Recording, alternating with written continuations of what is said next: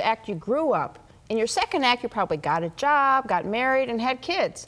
But now that you're in your third act. Maybe you're retired and you're done making a living. But have you done what you were really born to do? If not, your third act is the time to step into the spotlight because, as author Regina Brett reminds us in her latest best-selling book, God is always hiring.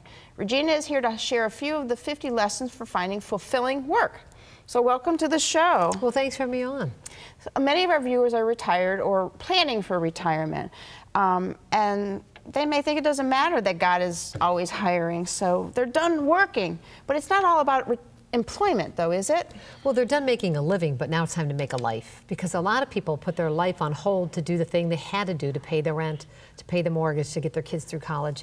And many people did things they didn't really love, but it was what they had to do. And now's the time you can pause and say, okay, let me get quiet and listen to myself and say, what is the thing I was born to do? What is that deep passion that's always been there and I know it's there? And it's time to bring it up and put the light on it. Well, you wrote this book, and obviously you were born to be a writer, right? That was my dream.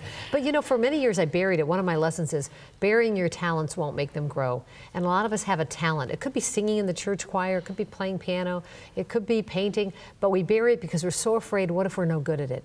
The great thing about it in the third act is you don't have to be good at it, just complete it. I tell people, don't let perfection stop you from completion. Just give it a shot. Try to complete a piece of art, complete a piece of music. It doesn't matter how bad it might look or feel, but the act of doing it's going to give you joy. Oh, all right, so good. Well, it took you a while to accept you wanted to be a writer, correct? I took a zigzag route to everything else. It was in there, but you didn't know it for a while. So tell us about your path. Oh my goodness. Well, when I went to college, I went to Kent State and I studied science and I flunked chemistry and zoology. I did terrible, so I realized this is not it.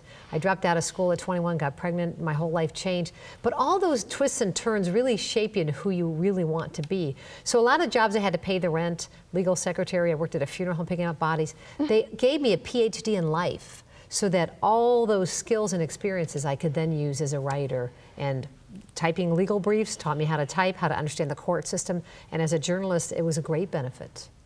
Okay. So if we haven't been doing what we were born to do, is everything we've done up to this point, it's not a waste, as you're saying, right? You know, when you don't get what you want, you get something better, experience. So all those things, I tell people, kind of collect it, do a little inventory, collect all the experiences that have brought you joy, all the talents you've used, all the things you've learned, and say, okay, now, what do I want to do with them that just, I tell people your joy meter, your passion meter. You don't have to go, do I want to? It goes, wow. Whatever goes, wow, that's your third act, is the wow. Excellent. Any last words of wisdom to help people kind of find what their niche is? Well, one of my favorite cards somebody sent me, it said on the front, Orville Wright didn't have a pilot's license. And you open it up and it says, go change the world. And I think sometimes we wait for people to tell us we can do something. We just need to tell ourselves we can and go do it. Go do it. That's a good final message. So if you want to make your third act the best one yet, but you still don't quite feel ready to take center stage, Regina has many lessons that will help you in her book, God is Always Hiring. For more information and inspiration, visit our website. It's coming up next. My thanks to Regina for joining us today. Thanks, Laurie. Learn more or order the book by visiting Regina Brett's website, www.reginabrett.com.